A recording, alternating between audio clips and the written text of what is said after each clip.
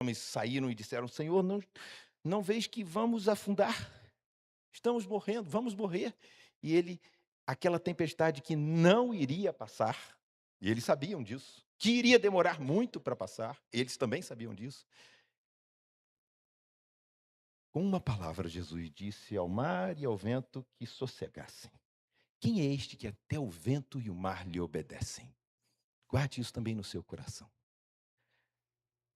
Assim que se alguém está em Cristo, nova criatura é. As coisas velhas já passaram, eis que tudo se fez novo. E tudo isso que vamos conversar provém de Deus, que nos reconciliou consigo mesmo por Jesus Cristo e nos deu o ministério da reconciliação. Isto é, Deus estava em Cristo reconciliando consigo o mundo, não lhes imputando os seus pecados, e pôs em nós a palavra da reconciliação.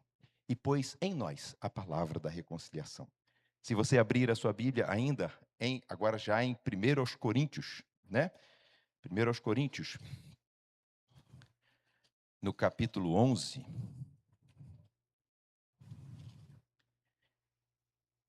versículo 28, eu gostaria de usar a palavra de Deus para convidar você a fazer o que a palavra de Deus nos instrui a fazer, né? E ela diz assim: examine-se, pois, o homem a si mesmo, e assim coma deste pão e beba deste cálice. Examine-se, pois, o homem a si mesmo, e assim viva a vida de Cristo. Morra a morte de Cristo e ressuscite com Cristo. Examine-se, pois, o homem a si mesmo. Vamos mais uma vez orar? Vamos? Carla, você ora para a gente? Querido Deus, graças te damos, Senhor, porque estamos na tua casa para juntos louvarmos e engrandecermos ao teu santo nome. Muito obrigado, Senhor, por cada vida que está aqui nesta noite e que os nossos corações, Senhor, estejam atentos à tua palavra e que possamos sair daqui com os nossos corações abertos, Senhor, para entender a tua palavra e fazer a tua vontade. Obrigado pelo teu cuidado, pelo teu amor, porque vivenciamos isso bem de perto e somos gratos a Ti, porque um dia o Senhor nos escolheu para juntos estarmos contigo no Teu reino. Obrigado por tudo, oramos a Ti com os nossos corações gratos, em nome e por amor de Jesus. Amém. Queridos irmãos, ao falarmos dos temperamentos, eu me lembro muito da minha infância e da minha adolescência, quando comecei a ouvir papai falar sobre temperamentos. E ele gostava muito de alguns livros, temperamentos controlados pelo Espírito, temperamentos transformados pelo Espírito, né? Eu, garotinho ainda, fui estimulado a ler estes livros e também muitas vezes ouvi papai ensinando a respeito, né? Porque via papai lendo aqueles livros e retirando dali lições preciosas para as nossas vidas. Não é isso? Acontece que hoje a classificação, né, dos temperamentos era muito parecida, era assim, o temperamento, 4 temperamentos, né? Colérico, fleumático, melancólico e sanguíneo, não é isso? Hoje já não se usa mais muito isso, e eles misturam, e alguns dizem que a classificação hoje ficaria com 8 tipos diferentes de temperamento. Na verdade, o que eu aprendi lá atrás, vendo com o papai também, é que cada um de nós tem um pouquinho de todos eles. E uma coisa outra importante é que todos nós, sem exceção, temos pontos positivos e pontos a serem transformados, né? Pontos positivos e pontos que podem crescer. Não é isso? Eu gostaria que o irmão hoje pensasse nisso. Analise-se, pois, o homem a si mesmo. Não vai dar tempo de eu fazer um estudo adequado sobre os temperamentos, até porque eu não sou psicólogo, eu não sou psiquiatra, eu não sou a pessoa mais indicada para fazer isso, né? Mas eu gostaria de, à luz da palavra de Deus, pensar com os irmãos como Deus pode transformar a sua vida. É bem provável que eu não consiga falar todas as coisas que estão no seu coração, tocar o seu coração de forma individual, porque cada um de nós aqui, eu acho que não tem ninguém aqui que tenha o temperamento igual ao outro, e eu não acredito que entre nós exista alguém que tenha aquela descrição certinha que se dá para o colérico, ou para o sanguíneo, ou para o melancólico, ou para o fleumático. Mas eu gostaria que você pensasse nas coisas, sabe? E talvez a maneira mais fácil fosse agora nós todos nos colocarmos, eu, de forma especial, né? Todos nós nos colocarmos agora assim: Senhor, esclarece o meu coração para eu entender aquilo que o Senhor me deu como característica positiva. E isso faz crescer. E aquilo que o Senhor me deu também como característica, eu digo, Deus te deu como característica, eu diria positiva. Porque mesmo que ela não seja tão boa, por exemplo, ser ranzinza, ser zangado, ser reclamão, ser depressivo, não seriam coisas a serem elogiadas. Mas Deus deu isso a você. Entende isso? Não foi o diabo quem fez você ou a mim, foi Deus. E tudo que vem do Senhor, vem na medida exata do que nós precisamos, até para que, lembram de Paulo? Ele contou uma experiência extraordinária de ter sido levado à presença do Senhor, e ele disse: "E o Senhor pôs um espinho na minha carne, para que eu não tivesse do que me vangloriar." 3 vezes orei ao Senhor, pedindo que ele me livrasse daquele espinho, e o Senhor disse: "A minha graça te basta." Então, há coisas no seu temperamento que talvez você possa mudar, que talvez Deus mude. Há talvez coisas no seu temperamento, meu irmão, lamento informar. Não, não lamento não. É, não lamento não. Porque se Deus não tirar, Ele vai te dizer: "A minha graça te basta." Porque o meu poder se aperfeiçoa na fraqueza. A minha graça te basta.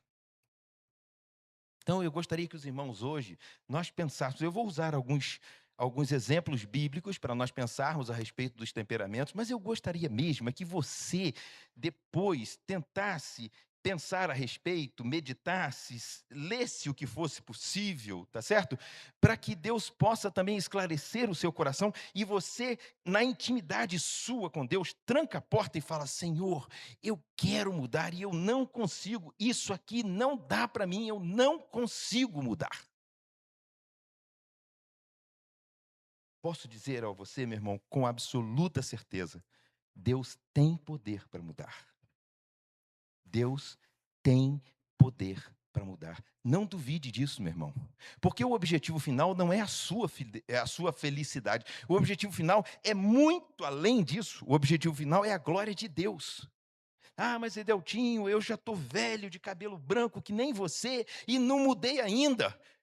Será que se eu mudar as pessoas vão acreditar?" Eu falei assim: "Não, meu irmão, a questão não é essa. É que se você mudar, as pessoas vão ver. Levou muito tempo para mudar, mas mudou. E elas vão querer saber o que foi que fez aquela mudança. E certamente elas vão ver que não foi de você. Porque de você, ou por você, demorou foi muito tempo. E você não conseguiu. Mas um dia você mudou e as pessoas vão ver: ah, foi Deus que fez. E as pessoas vão querer a mesma coisa. Entende? A nossa conversa aqui, meus queridos irmãos, é no final da conversa falar de céu e inferno, falar de salvação. É no final da conversa fazer com que as pessoas sejam estimuladas a procurar Cristo através da nossa vida. E os nossos defeitos, as nossas limitações se tornarão expressão viva do poder de Deus, porque ele não chama os capacitados, ele capacita quem ele quiser, ele capacita os escolhidos. E é na nossa fraqueza, é muitas vezes naquele nosso ponto fraco, é ali mesmo que Deus vai, pega, segura, traz, transforma, e aí fica inquestionável a ação de Deus na sua vida. Entendeu?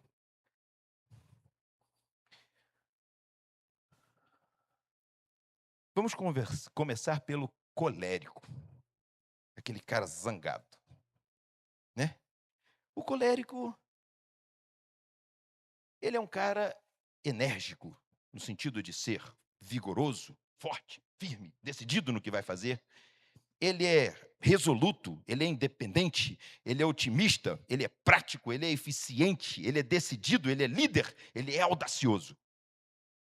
Se você ficar perto de um colérico, meu irmão, fique esperto, porque se você não ficar esperto, ele vai te deixar para trás, ele vai partir.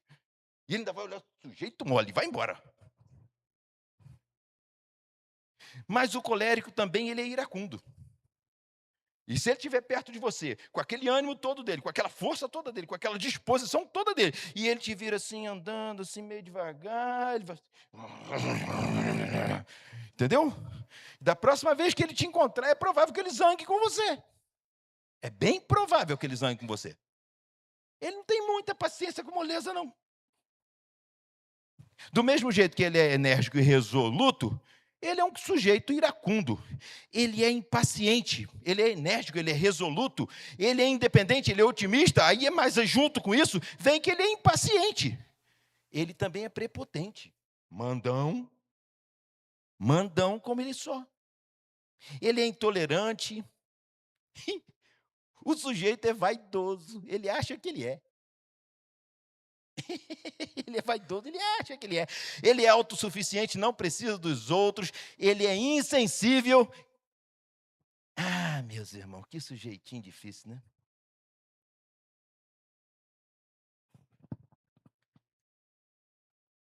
Tem um sujeito chamado Paulo. Teve um sujeito chamado Paulo. Presta atenção, eu comecei pelo mais difícil, né? Que o colérico não é fácil, não, sujeitinho difícil. Desculpa falar assim, todos somos fáceis e difíceis. Mas o Paulo, ele era tipicamente um colérico. Paulo, ele levava as coisas que fazia muito a sério. O colérico faz isso. Ele não brinca no serviço dele. Se ele tiver que trabalhar várias horas direto, se ele tiver que se rebentar, ele vai fazer até a sua tarefa estar pronta e ele não vai parar enquanto não estiver pronto, porque ele é muito determinado. E nessa mesma determinação, Paulo estava ali fazendo o que lhe parecia justo, segurando a capa de todos aqueles que apedrejavam Estevão. Na sua mesma decisão, na sua mesma posição resoluta, na sua mesma posição decidida e prática. Esses cristãos estão falando contra o meu Deus, eu vou tirar essa turma do mundo. Ele partiu para matar.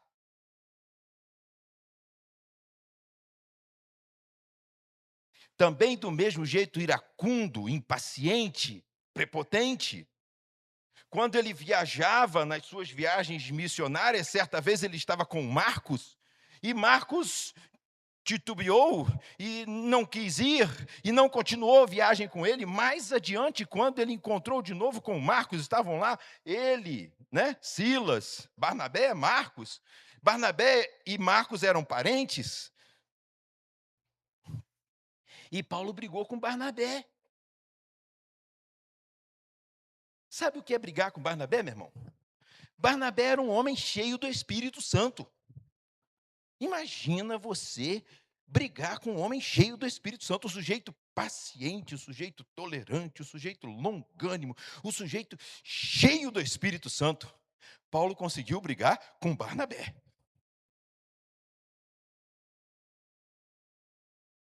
E disse: Marcos não.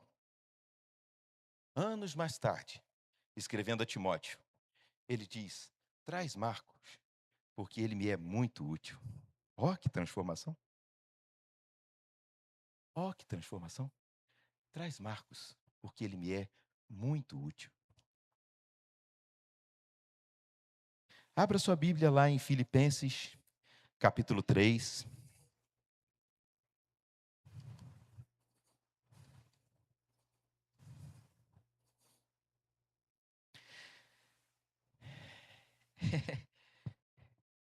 Eu risquei a minha Bíblia aqui um monte de coisas que eu gostaria que os irmãos vissem. Eu gostaria que os irmãos escrevessem, então, e depois lessem com calma. Existem muitos outros textos que eu poderia escolher para ilustrar a mudança que houve na vida deste homem. Mas vamos ler Filipenses no capítulo 3, você se lembrando que ele é um homem que matava, que mandava prender, que contra Estevão estava ali ajudando no apedrejamento dele. Era um homem que brigava com homens depois de convertido. Paulo já era convertido. Paulo já era um apóstolo. Paulo já estava pregando o evangelho. Paulo já estava plantando igrejas. Que coisa impressionante, né? Paulo já era um cristão maduro. quando briga com Barnabé.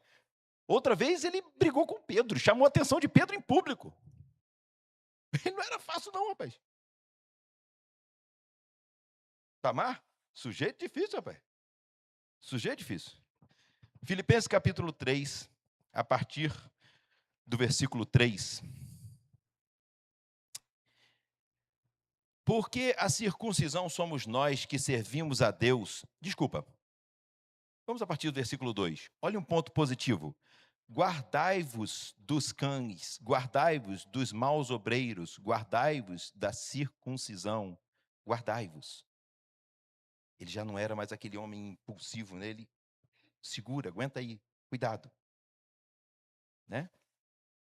Porque a circuncisão somos nós, que servimos a Deus no Espírito e nos gloriamos em Jesus Cristo, e não confiamos em nós mesmos, e não confiamos na carne. Olha que beleza. Aí ele descreve algumas coisas negativas dele mesmo.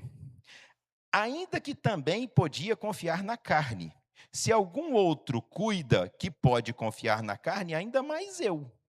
Mas ele não confiava mais na carne agora, entende? Ele está dizendo como ele era, né? Ainda mais eu. Circuncidado ao 8º dia, da linhagem de Israel. Ele está dizendo aqui de um camarada muito justo, muito reto, muito correto, né?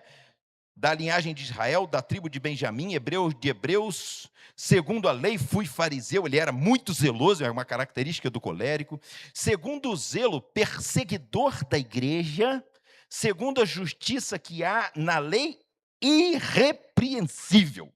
Essa é uma característica do colérico, ele não tolera, nem para si.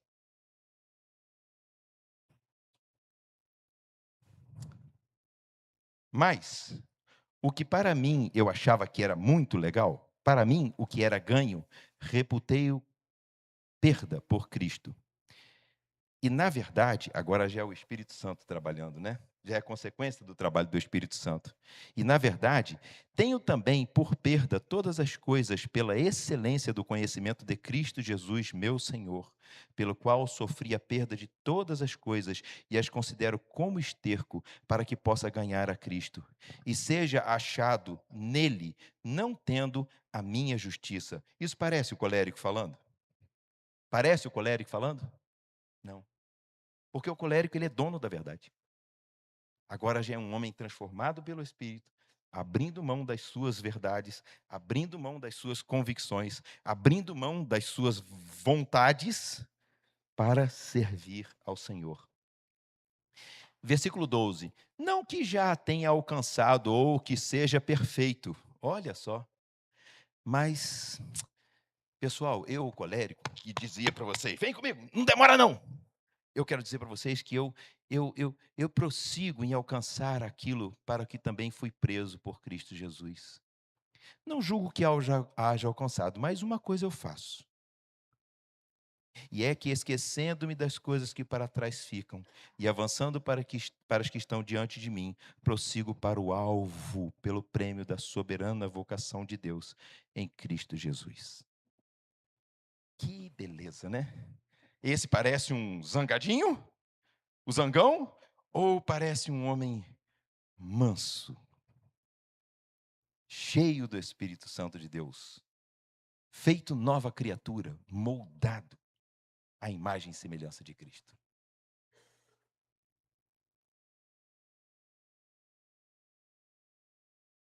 Já o sanguíneo?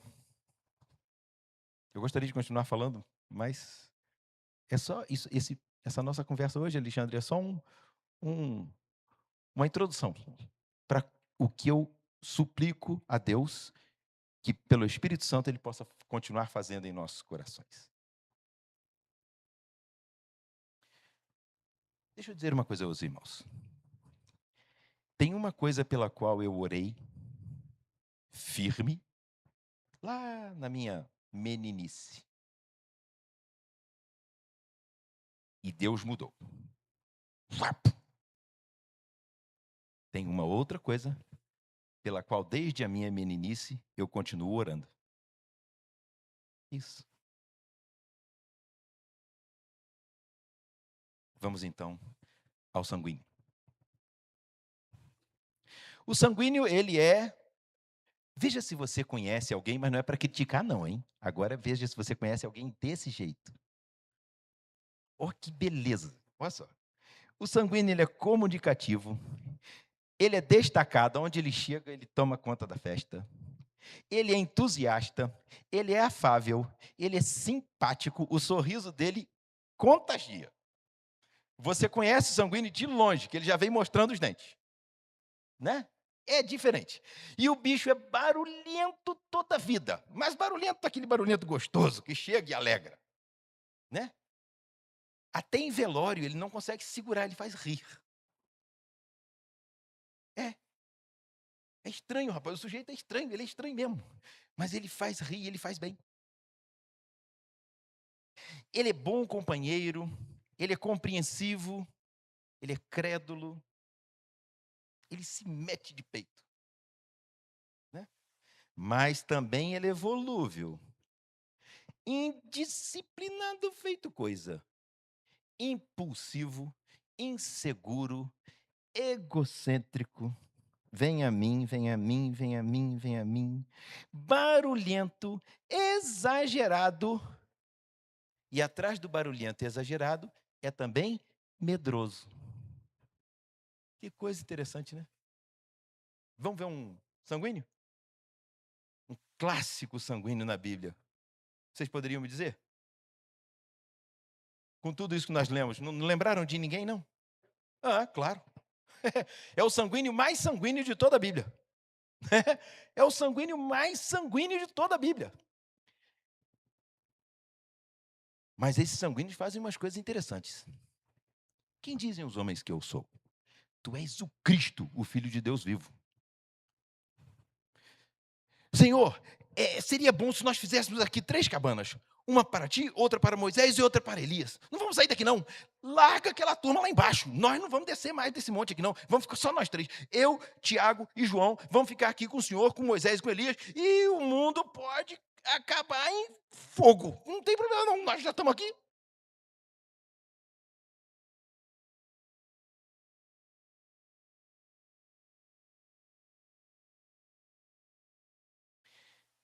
Olha, eu queria que vocês soubessem que está chegando o meu dia e que eu serei preso, eu serei levado.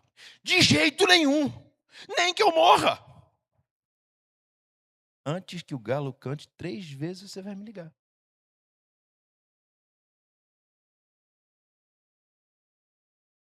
Para trás de mim, Satanás.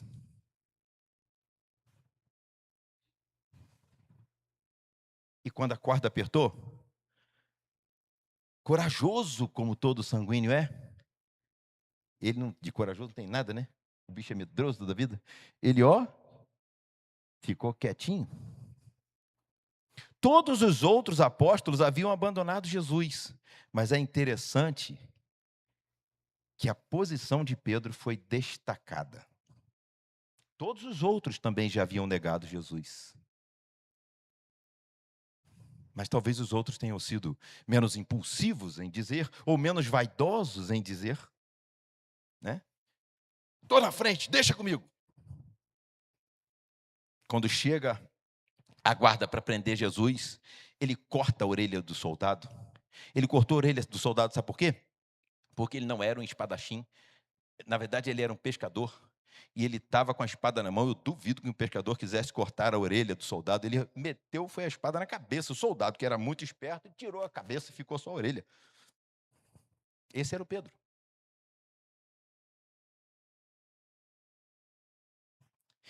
Mas vamos abrir as nossas Bíblias lá em 1 Pedro.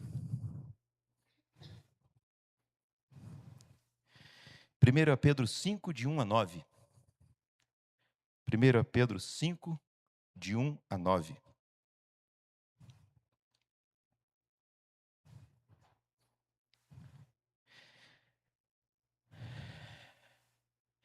Lembrem-se que esse Pedro depois se tornou um líder na igreja. E um líder que me parece muito equilibrado. Porque as pessoas ouviam Pedro, respeitavam Pedro. aquele que falava fácil, aquele que falava à toa, aquele que não pensava no que falava, aquele que pulava na frente sem saber o que estava por vir, aquele que quando Jesus disse, olha, se você quiser, vem aqui e anda, ele saiu andando sobre o mar, mas ele não tinha fé, ele tinha era vaidade, e por isso afundou. Esse mesmo Pedro, agora veja esse Pedro, aos presbíteros que estão entre vós, admoesto eu, que sou também presbítero com eles, e testemunha das aflições de Cristo, e participante da glória que se há de revelar.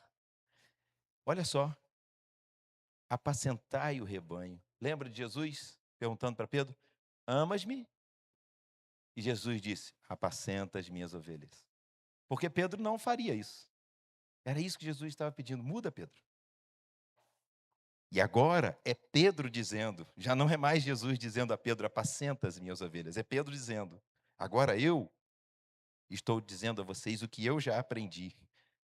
Apacentai o rebanho de Deus que está entre vós. Olha só, tendo cuidado dele. O sanguíneo não faz isso, não. Não por força. O sanguíneo não faz isso, não. Mas voluntariamente. Não por torpe ganância. O sanguíneo não faz isso, não. Mas de ânimo pronto. Nem como tendo domínio sobre a herança de Deus. O sanguíneo não faz isso, não. Mas servindo de exemplo ao rebanho. E quando aparecer o sumo pastor, alcançareis a incorruptível coroa de glória. O sanguíneo não sabe esperar. Quando aparecer o supremo pastor, esperem, vocês vão alcançar. Semelhantemente vós, jovens, sede sujeitos aos anciãos. Pedro não era assim. E sede todos sujeitos uns aos outros e revestivos de humildade. Pedro não era assim. Porque Deus resiste aos soberbos, mas dá graça aos humildes. Humilhai-vos, pois, debaixo da potente mão de Deus, para que a seu tempo vos exalte, lançando sobre ele toda a vossa ansiedade. O sanguíneo, ele é ansioso, ele gosta de ser ansioso, ele continua sendo ansioso, e se você der muito Rivotril para ele, ele vai continuar sendo ansioso de qualquer jeito, não tem jeito. Ou tem? Tem. Qual é o jeito do sanguíneo? Ou qual é o jeito para o sanguíneo? Qual é o jeito? O Espírito Santo.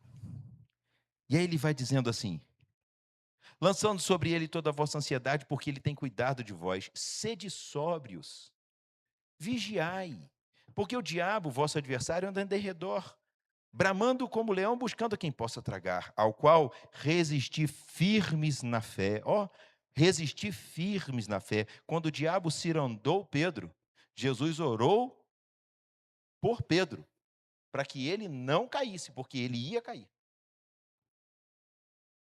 Ao qual resistir firmes na fé, sabendo que as mesmas aflições se cumprem entre os vossos irmãos no mundo. Olha só, repete esse pedacinho comigo. Sabendo que as mesmas aflições se cumprem entre vossos irmãos. Então, meu irmão, deixa eu lhe dizer uma outra coisa. Você não está sozinho nessa batalha desigual contra a carne. Não está sozinho, porque esta mesma batalha se cumpre, ou seja, está presente entre todos nossos irmãos. Ela é igual para todo mundo. Ou ela é presente para todo mundo. Mas você também não está sozinho, porque Jesus disse: eu não vou deixar vocês sozinhos. Eu vou mandar o meu Espírito, o meu Consolador, que estará sempre com vocês, até que eu volte. Vamos ao melancólico. O melancólico, uma característica muito interessante do melancólico, é que ele é egoísta. O sujeitozinho. Ele é egoísta. Ele é egoísta, ele é um cara meio amuado, ele está sempre assim, meio pelos cantos, entendeu? Ele é pessimista. Ah, sei não. Muito teórico. quando precisa fazer alguma coisa, o sanguíneo e o colérico saem correndo na frente, vão metendo a mão, o colérico vai pensando, o sanguíneo vai sem pensar, mas eles vão. O melancólico fica pensando, mas não vai. Aí você imagina, rapaz, o sujeito melancólico junto com dois, um colérico e um sanguíneo, e aí o sujeito, vamos, aí ele fica para trás pensando, e os dois na frente estão indo, e na verdade o sanguíneo já está irritado com ele, e o melancólico já está aí com raiva. Não, desculpa, e o colérico já está aí com raiva dele. E quando voltam os dois, ele ainda está pensando. Eu ouvi papai uma vez falar numa palestra que o melancólico é aquele camarada que... esperar o mar pegar fogo para eu comer o peixe frito. É aquele cara que não vai para frente. Entendeu? Ele é meio confuso, ele é meio antissocial, ele é crítico demais, está tudo errado, ele que está certo. Ele guarda um rancorzinho no coração que vira vontade de vingança. Ele é inflexível. Por isso, com frequência, ele quebra. O vidro não é flexível, ou é pouco flexível, por isso ele quebra. O bambu é flexível demais, por isso ele não quebra. Muito interessante, né? Mas o melancólico, ele é um sujeito habilidoso. Que ele fica olhando, observando, e quando ele bota a mão para fazer, ele já pensou tantas vezes em fazer aquilo que os outros já fizeram, já erraram, e ele fica olhando, fala assim, não vou fazer igual não, não vou fazer igual não, não vou fazer igual não, isso eu vou fazer igual, não vou fazer igual não, isso eu vou fazer igual. E quando ele faz, se dá tempo de fazer, porque geralmente não dá tempo, porque já está feito há muito tempo, né? Mas quando ele faz, ele se mostra habilidoso, porque ele já faz tendo digerido tudo aquilo na cabeça dele. Entendeu? O sujeito é habilidoso, ele é sensível, ele é perfeccionista, ele presta muita atenção para a estética, ele é idealista, ele não se satisfaz com as coisas comuns, ele quer sempre um pouco melhor, ele é leal e ele é muito dedicado. Vamos ver um sujeito melancólico na Bíblia. Na Bíblia tem um sujeito melancólico, muito conhecido na Bíblia. Tem alguns, né? Elias, melancólico. Moisés, melancólico. Mas vamos pensar em Moisés. Abre lá a sua Bíblia junto comigo, Êxodo 4, 1. Êxodo 4, 1.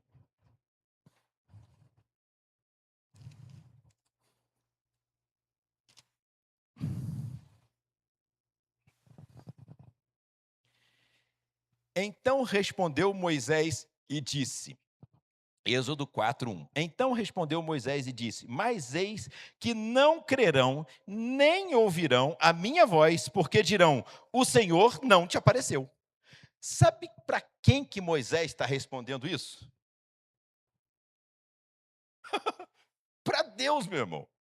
Moisés não estava respondendo isso para o patrão dele, Moisés não estava respondendo isso para Faraó, Moisés estava respondendo isso num papo com Deus, ouvindo a voz de Deus, direta, falando clara, em voz audível. Moisés está ouvindo Deus. Meu irmão, Moisés não estava ouvindo a esposa ou um amigo, Moisés estava ouvindo Deus.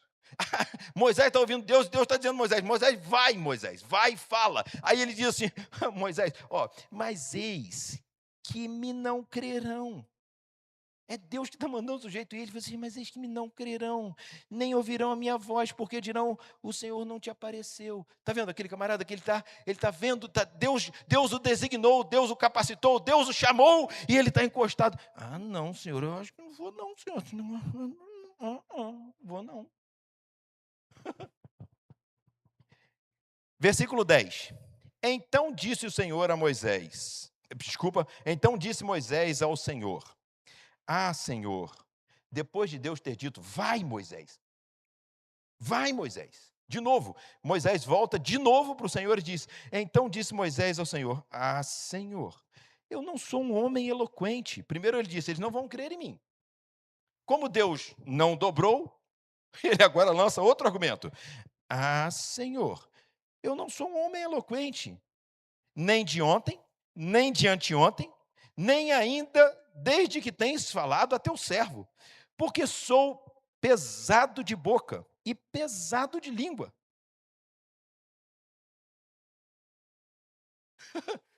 Dona Zélia, o sujeito estava falando com Deus. Aí Deus disse a Moisés: então eu vou chamar Arão, você fala para Arão, e Arão fala para o povo. Ah, Moisés perdeu, né? Ele poderia ter dito a Deus assim: Senhor, eu sou um sujeito de língua presa, eu sou gago, eu não consigo falar, eu não consigo me expressar, esse povo é muito grande. Dá para o Senhor mudar a minha voz aqui para eu falar legal para aquele povo? Mas ele perdeu a belíssima oportunidade, né? Agora abra sua Bíblia lá em Números. Volta em Êxodo 2, de 1 a 12, antes de irmos para lá. Êxodo 2, de 1 a 12.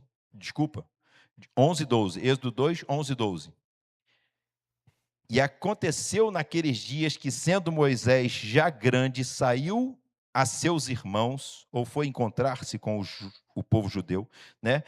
E atentou nas suas cargas e viu que um varão egípcio feria a um varão hebreu de seus irmãos, e olhou a uma e outra banda, e vendo que ninguém ali havia, feriu o egípcio e escondeu-o na areia. Ele tomou uma posição leal e, ao mesmo tempo, covarde. Né? Agora vamos lá para Número. Livro de Números, capítulo 11, Gênesis, Êxodo, Levítico, Números. Capítulo 11.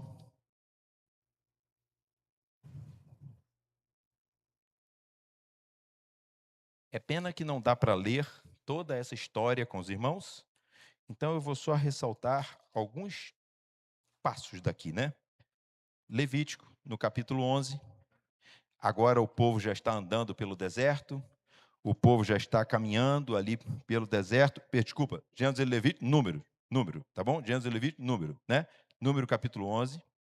O povo já está andando pelo deserto, e o povo começou a reclamar, e o povo tinha acabado de passar pelo Mar Vermelho a pés enxutos. Impressionante. O povo havia visto todo o exército de Faraó sucumbir, as 10 pragas que atingiram ao povo egípcio e não ao povo de Israel. O povo viu o poder de Deus de uma forma extraordinária. E agora vejam no capítulo 11.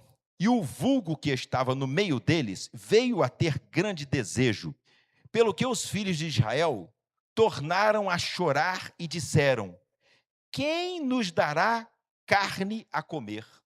Gente, eles já estavam no deserto comendo o maná. O maná dado todos os dias a ele não faltava. O povo vai e quem nos dará carne a comer?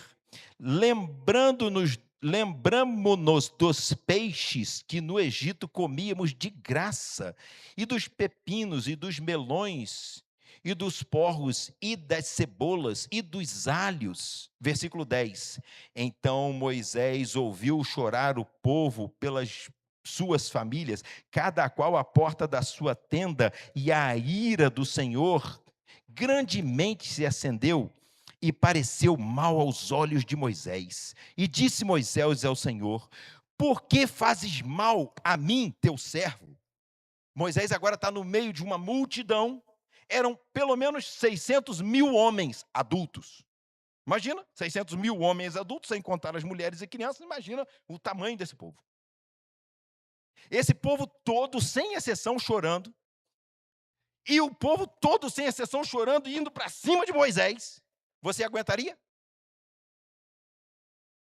Então, Moisés disse ao Senhor: por que fizeste mal ao teu servo? E por que não achei graça aos teus olhos, que pusesses sobre mim a carga de todo este povo? Versículo 15. E se assim fazes comigo, se o Senhor fez assim comigo, mata-me, eu te peço. Se tenho achado graça aos teus olhos, e não me deixes ver o meu mal. Gente, parece Elias. Depois de vencer a todos aqueles profetas de uma forma extraordinária, só de ter ouvido a mensagem de que a Jezabel, a mulher do rei, deu ordem para que o matassem, Ele esqueceu tudo que Deus fez e se enterrou numa depressão. O melancólico é aquele cara que gosta de ficar lusco-fusco, que gosta de ficar de cabeça baixa. É aquele cara que... ó, vida cruel. Deus faz tudo com ele e ele está sempre... ó, vida cruel.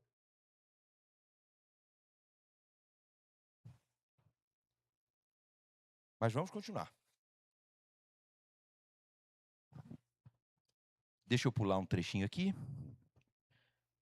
Vamos lá para o capítulo 13. Para o capítulo 14.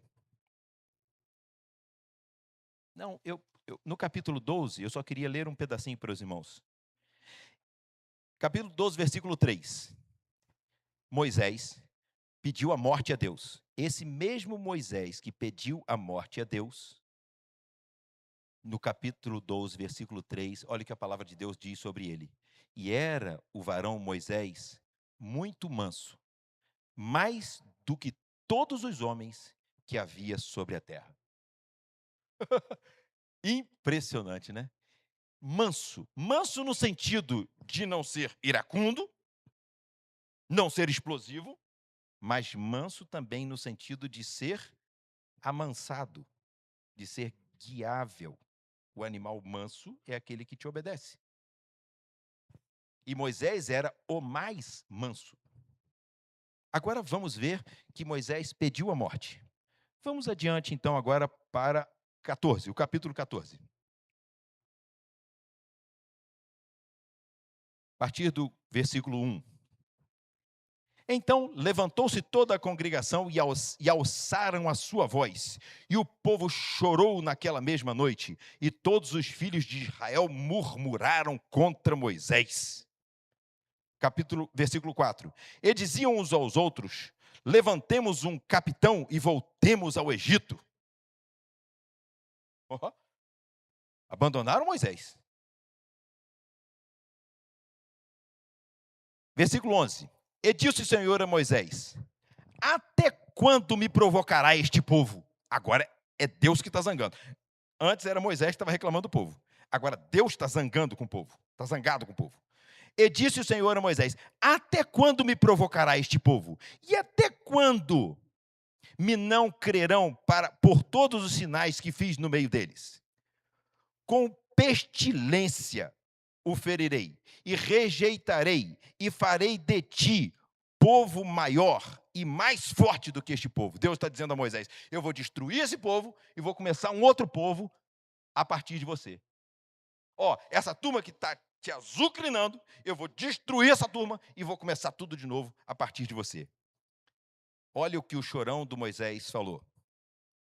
E disse Moisés ao Senhor: assim os egípcios o ouvirão, porquanto com a tua força fizeste subir este povo do meio deles. Versículo 15.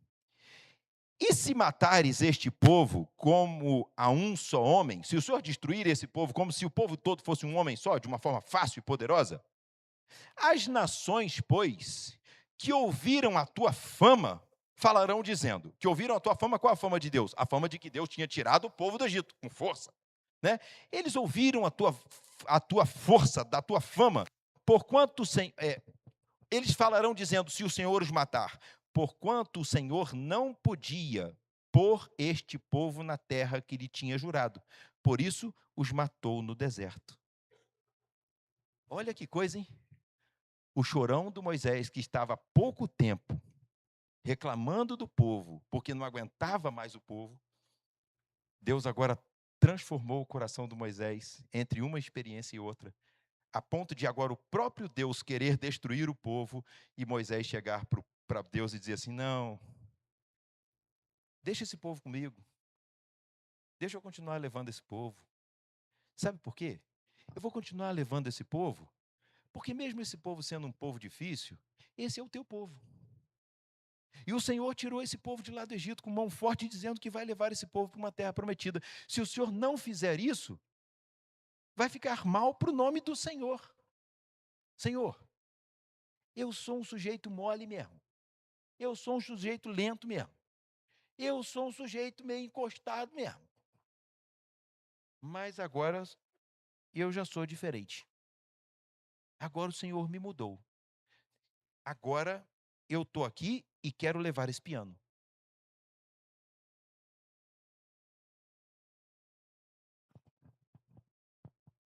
Você passaria por uma mudança tão grande assim?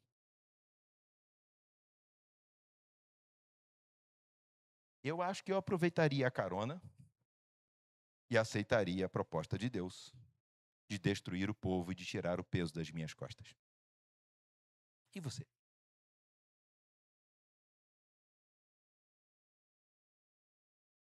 Às vezes na vida a gente tem algumas coisas que são pesadas, né?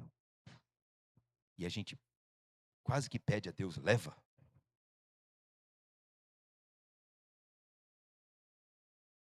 É exatamente nessa hora que ele se mostra. É exatamente nessa hora que os outros o veem através de nós. O fleumático. Vamos ao fleumático. O fleumático tem um camarada muito interessante na Bíblia, grande homem. Como é que era esse camarada? Calculista, temeroso, indeciso, contemplativo, desconfiado, pretensioso, introvertido, desmotivado. Calculista, temeroso, indeciso. O outro lado, o lado que deve crescer. Calmo, tranquilo, cumpridor dos seus deveres, eficiente no que faz, conservador, não se leva por qualquer vento de doutrina. Ele é prático, ele é líder, ele é diplomata e ele é leve, ele é bem-humorado. Esse camarada é o fleumático. Tem um sujeito assim na Bíblia. Abra sua Bíblia, Gênesis 12. Gênesis 12. Vamos conhecer um pouco desse fleumático, talvez um dos fleumáticos, ou o fleumático mais famoso da Bíblia, né? Gênesis 12, 1. Esse sujeito, esse fleumático, ele é calculista, ele é frio, ele é medroso, ele é indeciso, ele é desconfiado. Esse sujeito chamado pai da fé, Abraão, ora, o Senhor disse a Abraão, sai-te da tua terra e da tua parentela e da casa de teu pai para a terra que eu te mostrarei. Versículo 4, assim partiu Abraão, como o Senhor lhe tinha dito, para uma terra que ele não conhecia. Sabe por quê? Porque ele era conservador, prático, líder, ele era calmo, ele era tranquilo, ele confiava, ele sabia em quem ele temia. Ele partiu. Mas observe que esse mesmo Abraão, um pouquinho mais adiante, depois que ele partiu para a terra prometida, esse mesmo Abraão passando pelo Egito, capítulo 12, versículo 11, e aconteceu que, chegando ele para entrar no Egito, disse a Sarai, sua mulher, ora, eu sei que você é bem bonitona mesmo. Ele disse assim, ó, eu sei que és mulher formosa à vista. E Sara era realmente bem bonita. E será que quando os egípcios te virem, dirão, esta é a sua mulher, e matar-me-ão a mim, e a ti te guardarão em vida. Diz então que você é minha irmã. E assim foi feito. E sabe o que aconteceu? Os homens correram para Faraó, disseram que a mulher era linda, pegaram Sara, levaram a irmã de Abraão para Faraó. Ela foi mulher de Faraó. E depois, quando o povo, Faraó e os seus adoeceram, Faraó voltou para Abraão e disse, que foi isso que você me fez, rapaz? Porque você não me disse que ela era a sua mulher? E essa maldade toda, essa maldição toda cai sobre nós. Rapaz, o pai da fé que saiu da terra dos seus pais para uma terra que ele não sabia onde era, agora diante dos egípcios, e Abraão, olha só, Abraão, o pai da fé. Esse sujeito, ele era tão medroso, ele era tão frio, ele era tão calculista, que ele fez o cálculo. Rapaz, o colérico não ia aceitar de jeito nenhum. O colérico e o sanguíneo iam partir para dentro. Iam brigar, eles iam morrer, mas eles não iam deixar a mulher dele cair numa situação dessa de jeito nenhum. Já o danado do fleumático, você acha que o colérico e o sanguíneo não iam dar uma boa surra no fleumático, depois de ele ter covardemente dito, fala que você é minha esposa e vão te levar. E eu fico bem.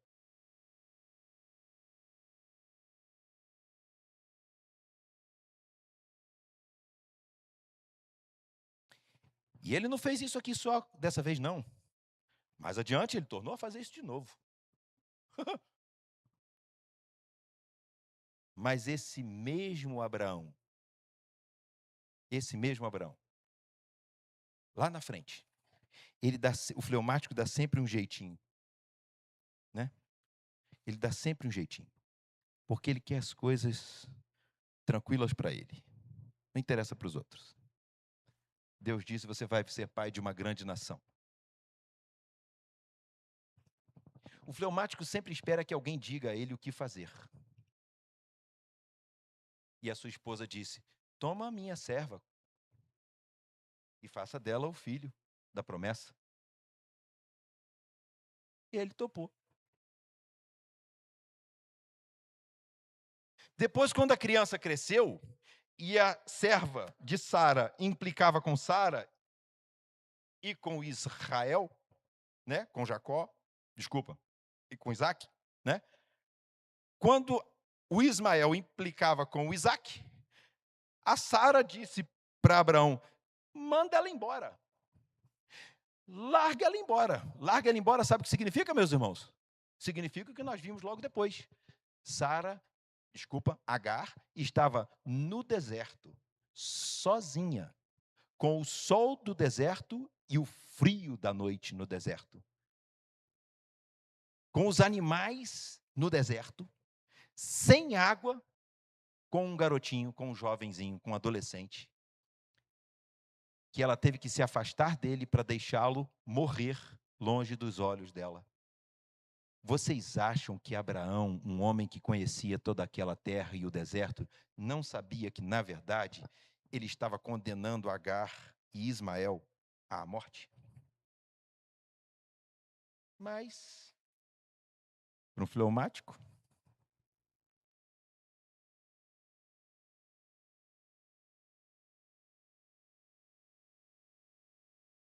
mas agora Deus pede a Abraão: Abraão, eu te dei o filho. E agora eu quero o seu filho. Vai lá, leva o menino para o monte. Porque agora eu quero o seu filho. E Abraão fez o quê? Abraão fez o quê? Levou. Abra sua Bíblia em Hebreus 11.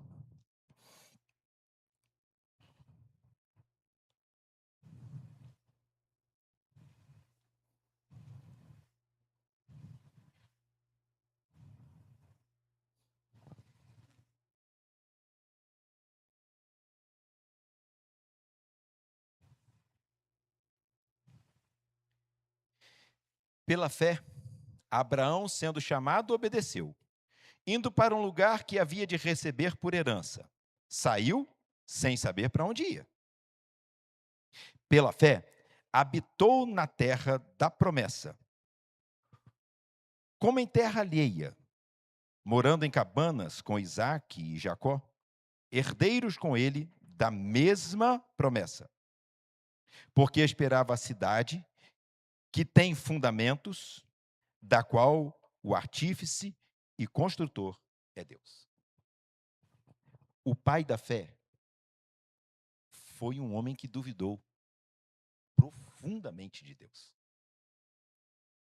Foi um homem que não se deixou conduzir sob o poder de Deus. Foi um homem que tomou decisões muito tristes. mas foi um homem que depois de transformado pela fé, Abraão foi chamado amigo de Deus, pai da fé. Esses pequenos exemplos, ou grandes exemplos, num pequeno tempo, trazem para nós uma realidade muito preciosa, a realidade humana. E vejam os homens que nós conversamos a respeito. Quem foram? O colérico? Querem compará-lo com alguém? O sanguíneo? O sanguíneo Pedro. O fleumático? O fleumático? O fleumático? Ou o melancólico Moisés? O melancólico Moisés, né? E o fleumático? Vocês querem outros nomes mais pesados do que esses? Eu acho que esses são os dos mais pesados nomes da Bíblia. Não é? Então, se a conta começa por eles, imagina conosco.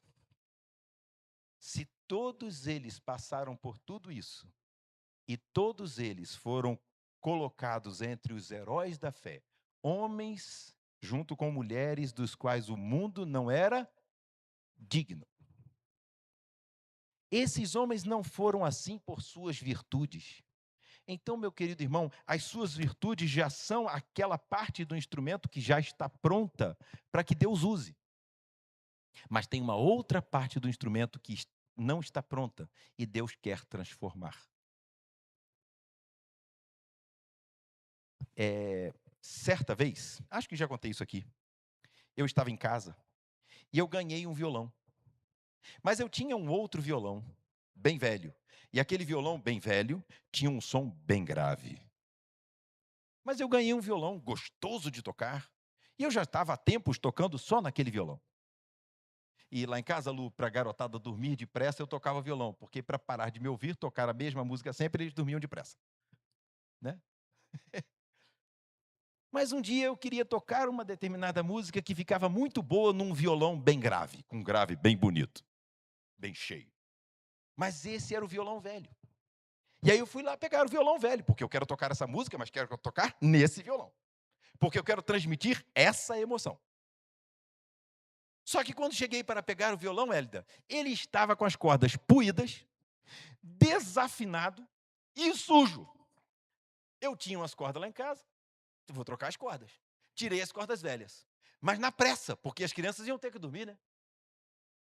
Aí quando eu tirei as cordas, o violão estava tão sujo, eu falei assim, não dá para botar as cordas nesse violão sujo desse jeito. Aí eu comecei a limpar. Já que eu comecei a limpar por fora, vou limpar por dentro também, né? Porque por dentro tinha muita coisa também. Aí comecei a limpar o violão por dentro, mas daquele jeito, né? Bem caprichado, mas rápido. Aí limpei o violão todo, limpei o violão todo, limpei o violão todo. Quando comecei a colocar as cordas no violão, quem toca violão sabe que quando a gente coloca a corda e afina, quando você vai tocar, a corda cede e desafina. E isso leva uns dias até ficar firme. Aí tem um macete, né? Também quem toca sabe, né? É só você puxar, esticar bastante a corda, que ela estica, estica, estica, e já fica esticada, ela cede, e aí você consegue tocar e ela não desafina tanto. Mas isso leva um tempo. E eu afinava e puxava, isso estraga a corda, mas deixa a corda estável para eu poder tocar por um tempo. E eu logo, aí daqui a pouco eu fui tocar. Quando eu fui tocar, sentei na porta do quarto das crianças para tocar aquela música que eu queria. Quando eu comecei a tocar aquela música que eu queria, eu pensei assim, rapaz, puxa, é assim que Deus faz. Ele não pega o melhor, ele pega o que ele quer, para tocar a música que ele quer, do jeito que ele quer, e transmitir aos outros a mensagem que está no coração dele, do jeito que ele quer.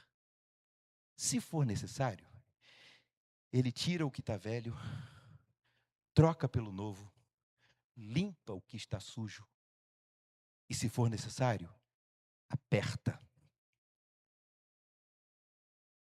E para afinar, a gente às vezes tem que apertar muito. E tem que puxar. E tem que apertar mais. E é interessante que a Bíblia diz que Deus repreende a quem Ele quer bem, a quem Ele ama. Assim como o pai repreende ao filho a quem Ele quer bem. Então talvez Deus esteja ajeitando a sua orelha agora.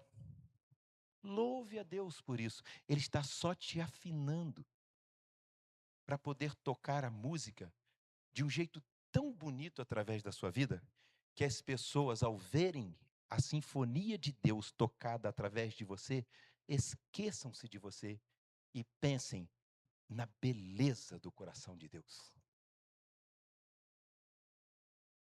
Mas se o violão estiver desafinado, Deus vai tocar, porque Ele escolheu.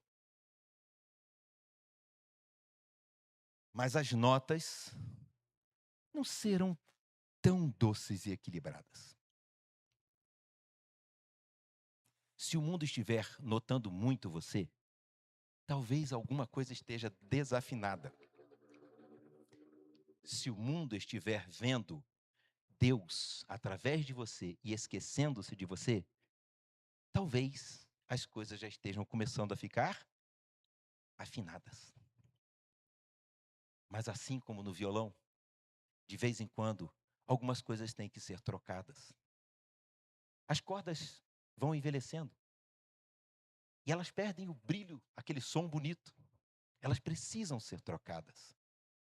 Então, quando você achar que, graças a Deus, Deus me livrou de tudo, eu estou bem, estou andando seguro, estou andando como nas nuvens, fazendo o que sempre quis fazer, vivendo de um jeito que nunca atrapalhasse a mensagem e a imagem de Deus para o mundo.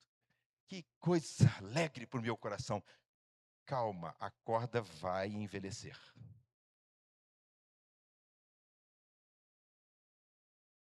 E assim, Deus faz de um jeito maravilhoso que nós nunca somos suficientes e sempre dependeremos dele. Que Deus nos abençoe. Guarde isso para o seu coração. Você é um violão, é um instrumento. Deus quer usar você. Tem coisas que já estão afinadas, outras não. Ele vai limpar, ele vai trocar, ele vai apertar, ele vai afinar, ele vai te preparar para fazer o que ele quer. E quando ele estiver fazendo o que ele quer, você vai perceber o quão afinado você está. Quando as pessoas deixarem de notar você e sentirem a presença de Deus no seu respirar, no seu falar, no seu reagir. E sabe, tudo isso que nós conversamos aqui, fala de quê? Fala de céu e inferno. Assim resplandeça a vossa luz diante dos homens, para que vejam as vossas boas obras e glorifiquem a vosso Pai que está nos céus. Vós sois o sal da terra e a luz do mundo. Se o sal for insípido, com que se há de salgar? Sobre tudo que se deve guardar, guarda o teu coração, porque deles procedem as saídas da vida. Não te deixes vencer do mal, mas vence o mal com o bem. Nenhuma raiz de amargura brotando se nomeie entre vós. Quanto estiver em vós, tende paz com todos os homens. Perdoa, Senhor, as nossas dívidas do mesmo jeito que temos perdoado aqueles que nos ofendem. Senhor, sem ti nada podemos fazer. Que Deus nos abençoe. Meus queridos irmãos, tenho que dizer de novo, que riqueza pensar nas coisas de Deus com os irmãos. Os olhos dos irmãos alimentam a gente de alegria espiritual, enquanto falamos e vemos os olhos dos irmãos vibrarem com a alegria que a palavra de Deus traz. Deus abençoe os irmãos. Carlos Marcos, você ora encerrando? Vamos? Na verdade, o Carlos Marcos vai orar encerrando este período da mensagem, porque depois é o João quem encerra. Né, João? Tá bem? Deus abençoe. Pastor Juraci, eu espero o irmão e a irmã Cristina lá na porta para a igreja abraçar os irmãos. Tá combinado? Tá bem? Eterno Deus, nós queremos, Senhor, nesta hora, uma vez mais, levar, ó Deus, até a tua presença toda a nossa gratidão, Senhor, por tantas bênçãos que o Senhor nos tem concedido e que o Senhor tem derramado, Deus, sobre a tua igreja, sobre nossos irmãos e irmãs, ó Deus, por meio da exposição clara, ó Deus, da tua palavra, Senhor. Nós te louvamos, Deus, porque a tua palavra é a verdade, Senhor, e ela tem sido o norte para as nossas vidas. Deus, nós te agradecemos porque há servos teus, Deus, fiéis, comprometidos com a palavra, com as tuas verdades, Senhor, e te pedimos, Senhor, que esta palavra possa encontrar sempre lugar em nossos corações. Que possamos, Deus, amar a tua palavra, viver pela tua palavra, Deus, e com a tua palavra caminharmos até o fim, ó Deus. Muito obrigado, Deus, porque o Senhor nos tem abençoado. Nós te rogamos, ó Deus, que todos os teus servos que estão aqui, aqueles irmãos queridos que estão acompanhando, ó Deus, o culto, que estão te cultuando, Deus, através em seus lares, por meio da internet, os pastores, ó Deus, que estão nesta hora pregando, as vidas que estão te servindo, te buscando, que todas recebam a tua bênção, Deus. Muito obrigado, Deus, porque o Senhor tem sido bondoso para conosco. Dá-nos, Senhor, a tua bênção, concede a tua graça, Deus, aqueles irmãos que estão passando por algum período de luta, que precisam também, aqueles irmãos que precisam transformar alguma coisa em suas vidas, ó Deus, que se alguém aqui esta noite, ó Deus, precisa passar por uma modificação nas suas vidas, na sua forma de agir, de pensar, que esta noite, ó Deus, seja uma noite em que esses corações sejam alcançados, Deus, pela tua graça e pelo teu poder. Muito obrigado, Deus, abençoa-nos a todos nós, dá-nos sempre, ó Deus, a humildade de caminhar, ó Deus, na dependência do teu poder, ó Deus, e da tua presença. Fica conosco, recebe a nossa gratidão, abençoa-nos, ó Deus, nós te pedimos, em nome de Jesus, Senhor. Amém. Queridos irmãos, pode chegar, João. Enquanto os irmãos